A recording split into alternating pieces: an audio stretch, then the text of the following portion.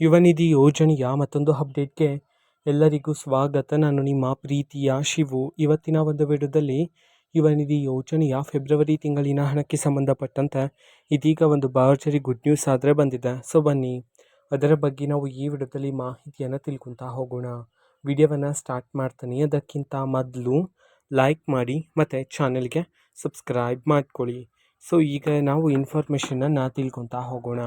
ಇವತ್ತು ಅಂತಂದರೆ ದಿನಾಂಕ 18/5/2026 ಇವತ್ತು ಯುವನಿಧಿ ಯೋಜನೆಯ ಫೆಬ್ರವರಿ ತಿಂಗಳಿನ ಹಣವನ್ನು ಬಿಡುಗಡೆ ಮಾಡಲಾಗ್ತಿದೆ ಅಂತ ಹೇಳಿ ಇದೀಗ ಮಾಹಿತಿಯನ್ನು ತಿಳಿಸಿರ್ತಕ್ಕಂಥದ್ದು. ಸೊ ಯಾವ ಜಿಲ್ಲೆಗಳಲ್ಲಿನ ವಿದ್ಯಾರ್ಥಿಗಳ ಖಾತೆಗಾದರೆ ಇವತ್ತು ಯುವನಿಧಿ ಯೋಜನೆಯ ಫೆಬ್ರವರಿ ತಿಂಗಳಿನ ಹಣವನ್ನು ಇವತ್ತು ಬಿಡುಗಡೆ ಮಾಡಲಾಗ್ತದೆ.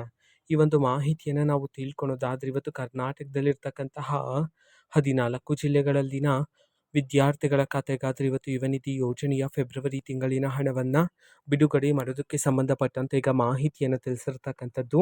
ಸೊ ಈಗ ನಾವು 14 ಜಿಲ್ಲೆಗಳ ಹೆಸರನ್ನು ತಿಳ್ಕೊತಾ ಹೋಗೋಣ ಬನ್ನಿ.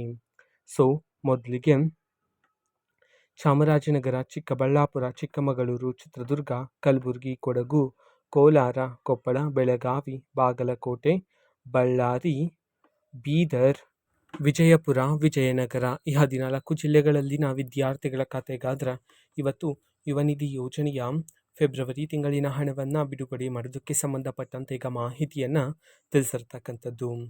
ಓಕೆನಾ. ಸೊ ಇದು ಇವತ್ತಿನ ಒಂದು ವಿಡಿಯೋ. ಇದೇ ರೀತಿ ಇನ್ನು ಹಲವಾರು ಯೋಜನೆಗಳಿಗೆ ಸಂಬಂಧಪಟ್ಟಂತೆ ಮಾಹಿತಿ ಬಂದ ನಂತರ ಆದಷ್ಟು ಬೇಗ ನಾನು ನಿಮಗೆ ಇನ್ಫಾರ್ಮೇಷನನ್ನು ತಿಳಿಸ್ತೀನಿ. ಅದಕ್ಕೋಸ್ಕರ ಚಾನಲ್ಗೆ ಸಬ್ಸ್ಕ್ರೈಬ್ ಮಾಡ್ಕೊಳ್ಳಿ. ಮತ್ತೀಗ ನಾವು ಫೇಸ್ಬುಕ್ಕಲ್ಲೂ ಸಹ ಈಗ ವಿಡಿಯೋಸ್ಗಳನ್ನು ಅಪ್ಲೋಡ್ ಮಾಡ್ತಿದ್ದೀವಿ. ಫೇಸ್ಬುಕ್ ಚಾನಲ್ ಲಿಂಕನ್ನು ಡಿಸ್ಕ್ರಿಪ್ಷನ್ ಬಾಕ್ಸಲ್ಲಿ ಕೊಟ್ಟಿರ್ತೀನಿ.